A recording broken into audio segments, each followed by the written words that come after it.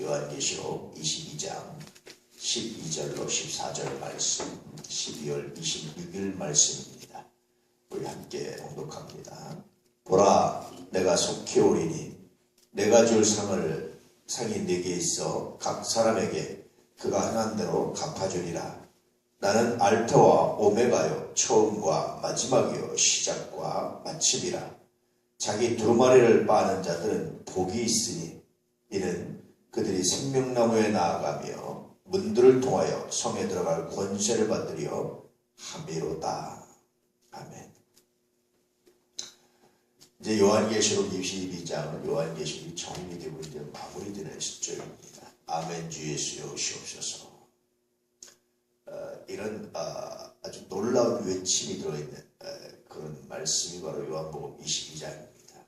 그래서 철저하게 주님의 재림에 대해서 소망하고 기다리고 그런 장이 들어있죠. 요한복음 전체가 일종의 우리는 세상의 마지막에 관한 일이라고 알고 있잖아요. 물론 틀린 말은 아닙니다. 그런데 그보다 저는 이렇게 보고 싶은데 예수님의 재림 프로그램이라고 보고 싶습니다. 혹은 구원의 완성 프로그램 뭐 이렇게 봐도 되죠. 이런 것들이 이제 요한계시록에 이렇게 수록되어 있습니다. 그럴 때 요한계시록 전체에서 굉장히 중요한 하나의 포인트가 있다라는 거예요. 우리는 그것을 재림의 징조라든지 혹은 어떤 사건이라든지 이런 쪽에 관심을 두고 많이 봐는데, 근데 제가 정말 중요하게 여기는 관심은 뭐냐면 말씀이에요. 두루마리를 빠는 자들, 말씀을 빠는 자들, 그 말씀에 창념하고 말씀에 순종하는 자들, 이런 자들은요, 어떤 사건이라든지 어떤 징조라든지 어떤 상황이라든지 그건 별로 중요하지 않아요. 우리가 하나님을 사랑하고 하나님의 말씀 안에 온전히 거한다라는 것은요, 그 모든 것을 초월합니다. 사실 그런 자들에게 요한계시록의 여러 가지 사건은 오히려 위로가 되는 거죠. 어떤 위로입니까? 우리 주님의 말씀이 이루어지고 있다. 우리 주님이 말씀대로 역사하고 계시다.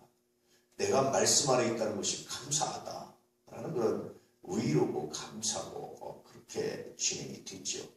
그러나 그 말씀 가운데 있지 않는 자들에게 요한계시록은 뭡니까? 두려움입니다.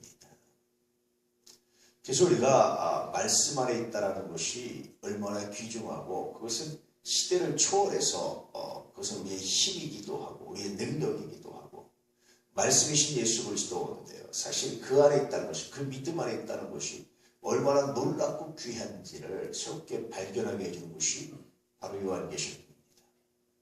또 하나 요한계시록의 포인트는 뭐냐면 말씀을 벗어나서 우리가 인간적인 관점으로 세상을 살아가려고 하는 것이 얼마나 위험한지, 그 인간적인 관점으로 세상을 살아가는 것의 대표적인 것이 666 짐승의 표입니다. 그 표를 받지 아니하면 우리가 매매도 할 수 없고요. 심각한 문제가 생기기 시작합니다. 그래서 오늘날 그 짐승의 표가 뭐냐? 저희는 바코드라고 했다가 요즘에 최근에 이제 또 벤치, 몸속에 심는 칩입니다. 이것들에 대한 얘기가 굉장히 많아요.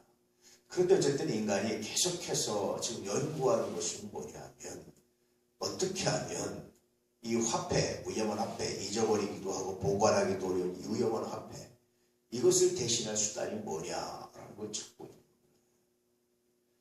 거예요. 이 화폐 없어도 되는 게 뭐냐? 그것이 이제 카드, 신용카드라든지 이런 걸 발전시켰거든요. 그래서 요즘에 신용카드가 굉장히 확산되어 있지 않습니까?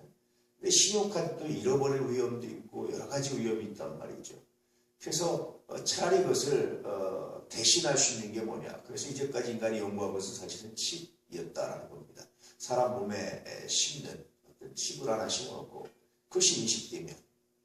근데 사실은 그런 칩, 저는 그 칩 가지고 아닌 것 같아요. 왜냐하면 인간이 이제 과학이 발달하면은 예컨대 눈동자라든지 여러 가지 그 사람을 인식할 수 있는, 그 사람의 신체의 특징을 인식할 수 있는, 그 사람만 가지고 있는 그런 인식할 수 있는 것이 굉장히 많아요.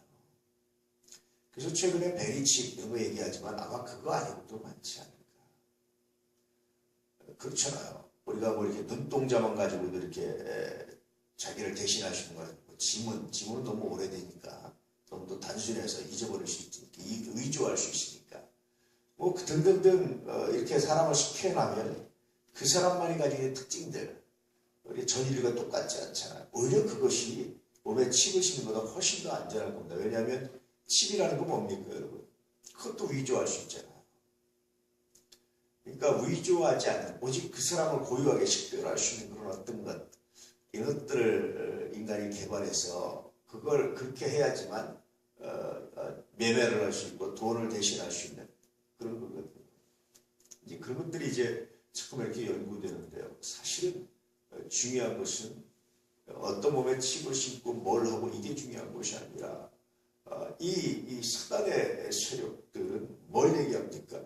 하나님이 아니라 돈을 의지하고 하나님이 아니라 자신을 의지하고요. 자꾸 신앙의 초점을 흐리고 있다라는 겁니다.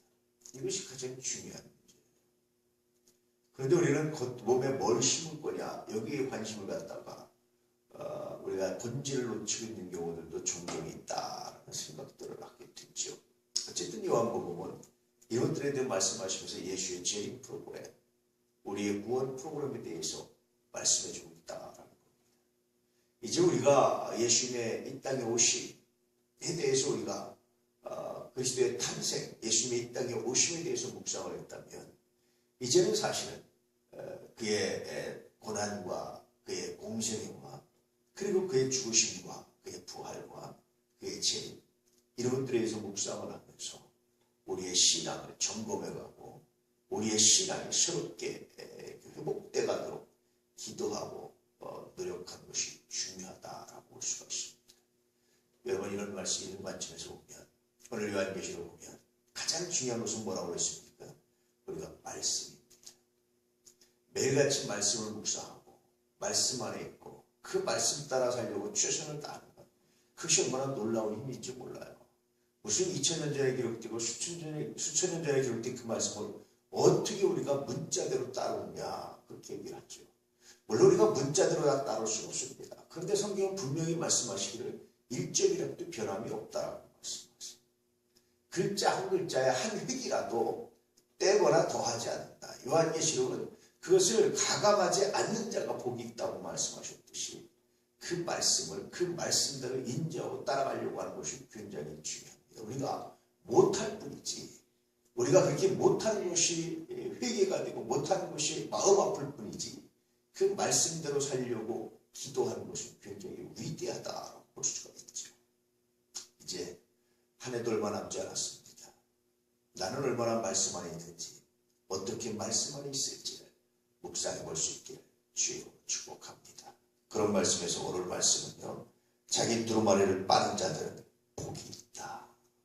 말씀을 읽는 자들은 복이 있다. 말씀에 청렴하는 자들은 복이 있다라고 요한계시록 마지막에 말씀해 주고 있습니다.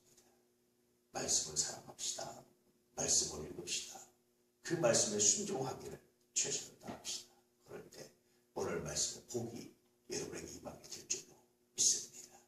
쓸데없이 주변에 다른 것들에 신경 쓰다가 이 본질을 놓치지 않는 은혜가 있기를 축복합니다.